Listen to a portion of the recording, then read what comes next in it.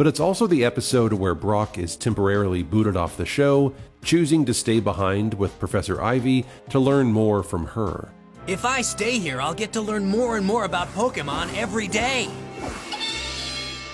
And in the very next episode, The Lost Lapras, we're introduced to Tracy Sketchit, a Pokemon watcher who loves sketching and studying Pokemon. The thing about Tracy is he's kind of a big, dull dud. I don't think he's ever abrasive or annoying. He just doesn't really add anything to the show.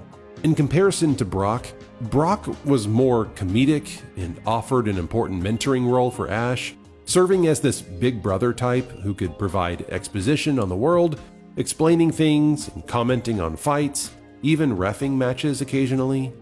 Plus, Brock was more popular since he'd basically been there since the very beginning of the series.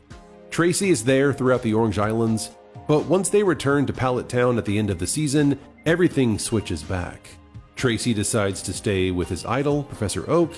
I was just feeding your muck. He's really real! And Brock is already there waiting for them. But any mention of Professor Ivy and why he left results in Brock curling into this ball of sadness on the floor. How come you didn't stay with Professor Ivy? Hey, Brock, what's wrong? I don't want to talk about it.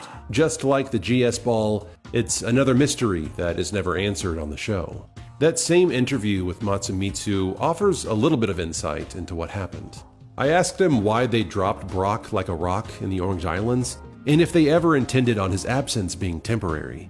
He started to explain that they like to switch up the cast once in a while, and that was their first time doing it.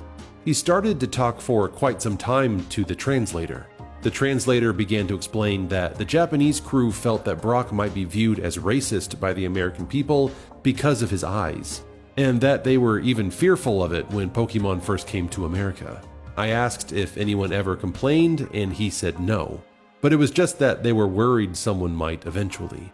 So they brought in a tall, white, Anglo-looking character to replace him, just to be on the safe side.